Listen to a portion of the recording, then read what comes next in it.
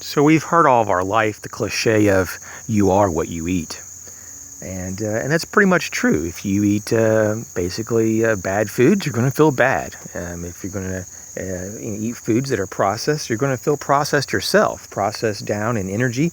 You're going to be reduced in your ability to function fully because you have a lot of potential toxins in your system. And it inhibits you from getting the energy that you naturally would from real food, and it also congests the system and backs your system up. So when we talk about food that are bad for you, we can also talk about the environment that's bad for us. So certain environments, it could be a work environment that has some of the same effects. It's some of the influences can rub off on us over time, and it can influence our different decision making and also how we view the world, our perception. But even taking it maybe even one step further, we have to be really careful about who we consider our friends, who we have in our inner circle, who we would actually let in to share some of our more intimate, stories and our life in general. So our inner core of friends would be considered pretty much a high priority in my mind to make sure you have good people that you want to be more like, not people that you want to avoid. So as another cliche would say, you are like your friends, and it's very true. You typically will adapt over time to the mentalities of the groupthink, if you will. And so you got to be careful, though, that there's bad habits and there's personalities in your group of friends. You might become a little more like them over time, typically, unless you have an incredible willpower. And most people, they are somewhat products of their environment.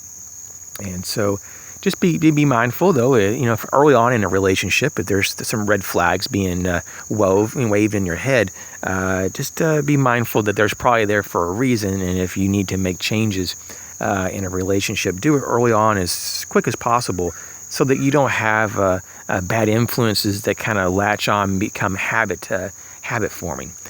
Sometimes when you're around certain friends, you say certain words or do certain things you wouldn't with other friends.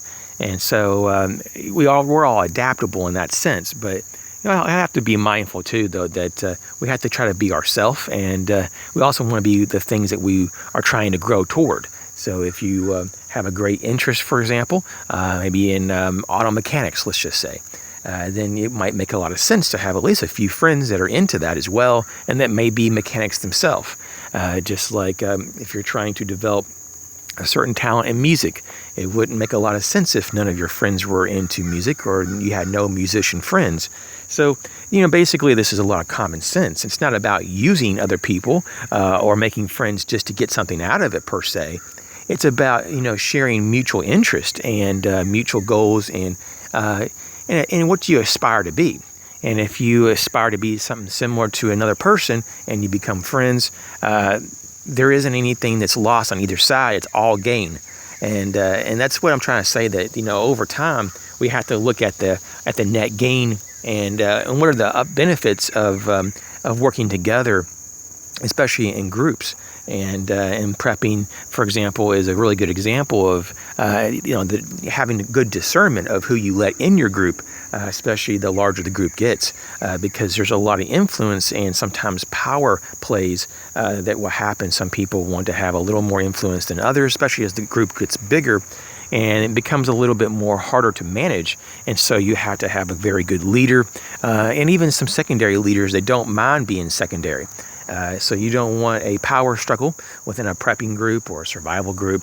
You don't want that in any kind of family dynamics anyways, especially with you and your friends. And so this has just been a discussion here about mindfulness and forethought and the things you do and the people who you do it around. And I don't think it can be ever overemphasized that this importance, because once you start a relationship, sometimes it's a little hard to, especially if you don't have the personality or the will to turn it off or to close it out and to exit or walk the other way. It can linger for many years, and it could actually be a bit toxic for you, if not very toxic to the point it could be deadly, because they can put you into situations that you're uncomfortable with. And that could lead down the road to many things that you would have never have done, such as, various drugs or risky behaviors, or putting yourself out on the line that it wasn't even necessary. Anyways, I hope everyone's well, and I'll catch y'all later.